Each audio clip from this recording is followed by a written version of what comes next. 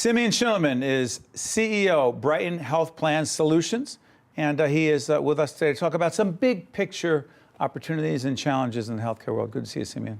Appreciate being here, Steve. Tell us what the organization really is. Brighton Health Plan Solutions is a part of a business called Brighton Health Group. Brighton Health Group came out of the idea that if you combined the care delivery, we have a business next to mine that has to do with helping physicians deliver care. Combine that with health plan, kind of health care, health insurance, that the two working together, some collaboration would teach us about how health insurance and the delivery of care can both be improved. That's Brighton Health Group, and we're part of that in the health plan operations. And two brands that would be, well, one in particular, MagnaCare, a part of it. MagnaCare is the biggest part of Brighton Health Plan Solutions, and it's one that's successful. It's been around for 25 years, well known across New York and New Jersey. And Create is? Create is a new venture for us. So we have the idea that we're moving into the commercial market. MagnaCare has historically been very successful and a major player in labor business, Taft-Hartley funds, union-oriented business. And we have some commercial business, traditional employers, but not as much as we think we'd like to have and should have. And so we're using a new platform, which we're building or finishing the building of right now, to enter the commercial market with Create. Talk about this. You said that changes are being made, leading changes, that will be, quote, good for everybody. Make that case. Well, part of the way that we look at this business is that supporting improvements in the world of healthcare require us to align the interests of every key player. We think our competition doesn't do that very well. We think there's an opening for us. So we think very hard about a variety of players in healthcare. The people who deliver care, doctors, hospitals, nurses, physician extenders. There's a world of people who deliver care. They're the people that receive care. We worry a great deal about them and their families, which I always want to be thinking about emphasizing. It's not only the person who needs care, it's the people around that person. It is health plans, businesses like ours. It's plan sponsors, an employer, a labor fund. They're also in this. And it's also agents and brokers and consultants who advise folks about what to do. It's even regulators. We work hard. Government.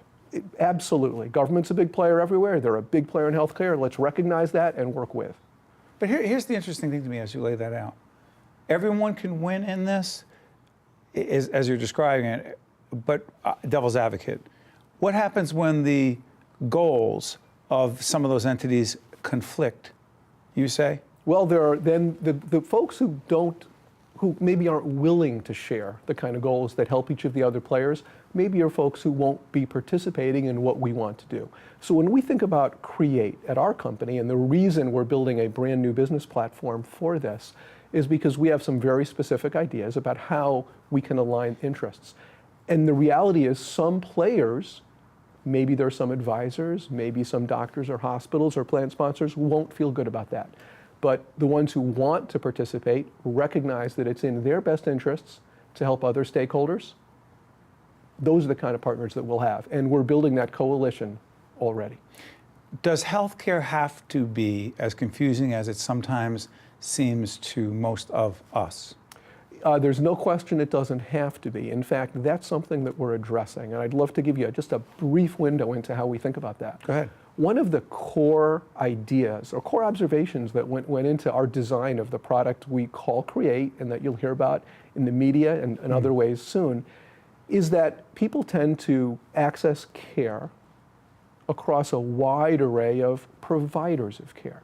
So they may see many different physicians. Those physicians may be affiliated with many different hospitals or physician groups.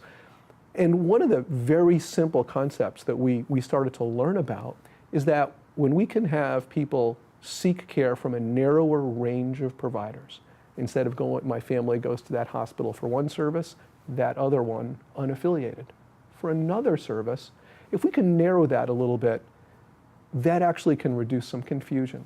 Why is that? That's because the better clinical relationship I have with a doctor, with a hospital, the more that clinician, that office will know about me, the more data they'll have about me, the more they understand my personal preferences, the preferences of my family. That can help not only in how care is delivered, but it can also help in how I understand how to access healthcare and how to use my health insurance as well. Probably a little bit of a nuanced story in there, but the greater and deeper we can make the personal relationship I have with the people who provide care to me, meaning convincing me to see, frankly, a narrower range of care providers, that'll help in how well I understand what I need to do. You and I were having a conversation recently over in New York in your offices about big picture healthcare issues, and one of the things that struck me was the need for consumers to get better educated themselves. It's important, isn't it? Very important. Part of what we do, we think a real lot about that. Very few people access the healthcare system frequently, but many people do, just we don't all do it regularly, so we have to relearn each time. Part of what we're building, in fact, in our Create platform are tools that are very specific about educating folks about the choices they can make, the power they have, and the strength they have in their own decisions. So let me try this. You talked about competition. Well, competition for us is very, very major players. There are big players here in New Jersey and across the river in New York as well, and they're not successful without a reason for their Sure. success.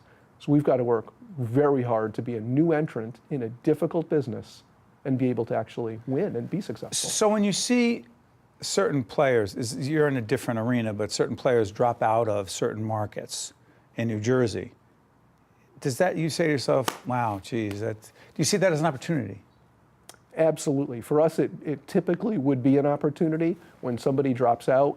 We have a team that is deep into health insurance. People like me, I've been in this business for 31 years, and I'm one of those people who really actually enjoys it. I enjoy trying to pull the string on this business and try to figure out how to make it better and more effective.